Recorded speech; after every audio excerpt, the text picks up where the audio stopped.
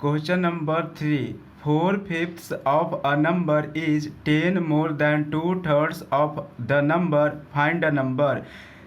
तो जो required number है उसको यहाँ पे हमें सपोज करना होगा। Let the number be x.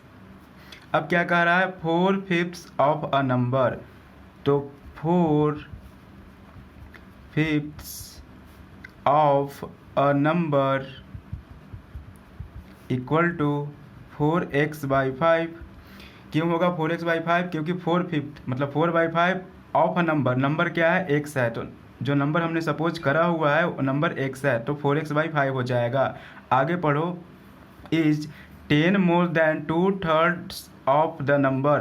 तो अब क्या निकालना होगा, 2/3 ऑफ द नंबर, तो 2/3 of the number equal to 2/3 into x. 2/3 of a number मतलब 2/3 इंटू एक्स। अब क्या कह रहा है, अकॉर्डिंग टू क्वेश्चन, देखो 4/5 of a number is 10 more than 2/3 of the number, find the number. According to question, according to the question 4/5 of a number, 4/5 of a number कितना आया, 4x/5, 4x/5 is 10 more than 2/3 of the number. Is मतलब equal यहाँ हो जाएगा 10 more than 2/3 of a number, 10 more than 2/3 of a number, तो 2x/3। अब क्या करेंगे, यहाँ से हमें इक्वेशन मिल गया है। अब जो वेरिएबल टर्म x है, जो रिक्वायर्ड नंबर फाइंड आउट करना है हमें, तो वो मिलेगा x को फाइंड आउट करके, तो एक x को एक तरफ सेपरेट कर लेंगे। 4x/5 minus 2x/3 equal to 10।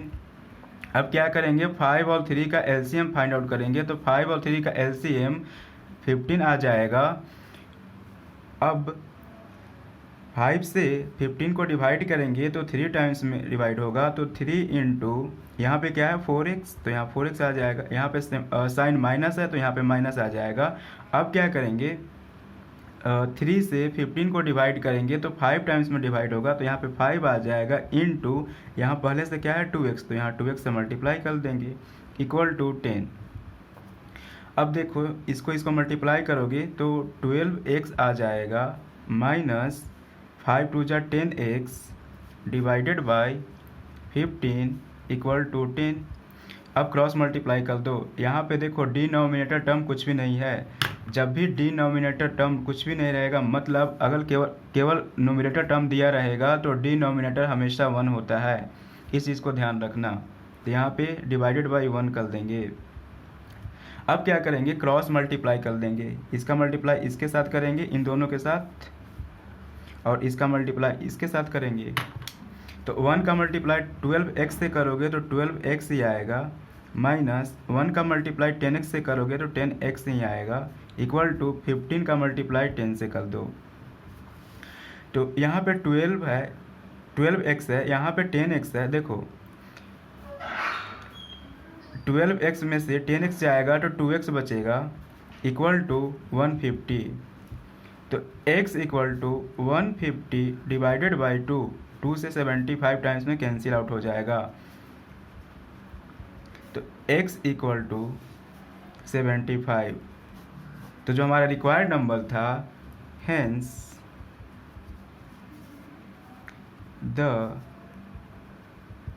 Number B 75। चलो नेक्स्ट क्वेश्चन देखते हैं। Question number 4, 24 is divided into 2 parts such that 7 times the first part added to 5 times the second part makes 146, find each part। तो चलो इस तरह के question को कैसे सोल्व करा जाता है सो देखते हैं। देखो जब भी लैंग्वेज वाला क्वेश्चन आता है तो हमेशा एक चीज़ ध्यान रखना, क्वेश्चन को बहुत अच्छे से पढ़ लेना। जब क्वेश्चन को अच्छे से पढ़ के समझ जाओगे तो इस तरह के क्वेश्चन को सोल्व करना बहुत ही आसान हो जाता है।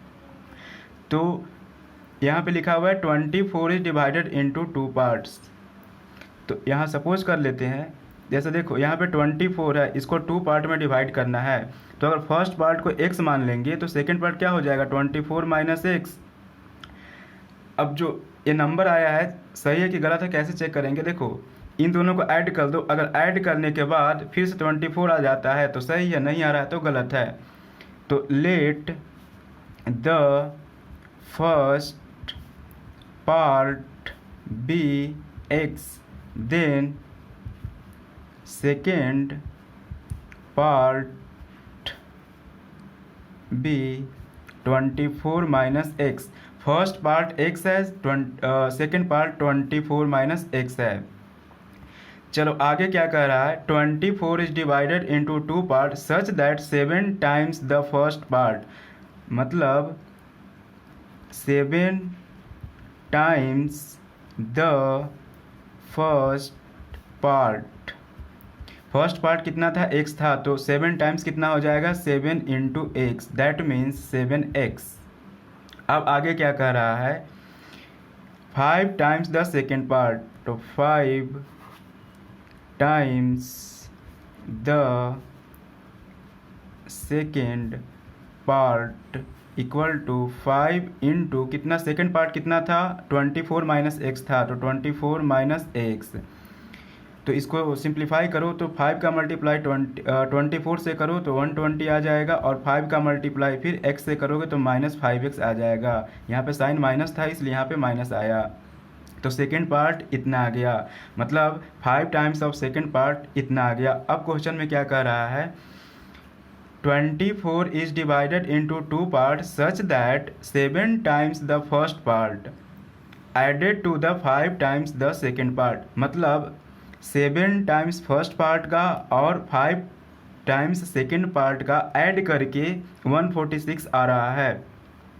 तो 7x plus 120 minus 5x equal to 146।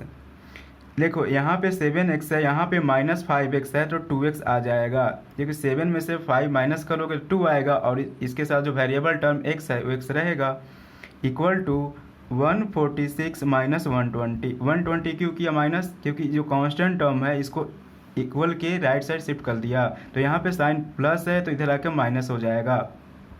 2x equal to 26, x equal to 26 divided by 2, और 2 से 13 टाइम्स में कैंसिल हो जाएगा, तो x इक्वल टू 13। तो हमारा फर्स्ट पार्ट कितना आ गया, hence the first part be 13, क्योंकि फर्स्ट पार्ट x था तो x का वैल्यू 13 आ गया। Second part be 24 minus 13, that means 11। देखो 24 को 2 पार्ट में डिवाइड करा गया था, तो फर्स्ट पार्ट 13 आ गया और सेकेंड पार्ट 11 आ गया, दोनों को ऐड करोगे तो 24 आ गया। तो आप कह सकते हो कि आपका आंसर पूरी तरह से करेक्ट है। तो इस देखो हमेशा एक चीज़ ध्यान रखना, जब भी लैंग्वेज का क्वेश्चन मिले उसको बहुत अच्छे से पढ़ना, जब अच्छे से पढ़ के समझ जाओगे तो क्वेश्चन को सोल्व करना बहुत ही आसान हो जाता है। चलो नेक्स्ट क्वेश्चन देखते हैं।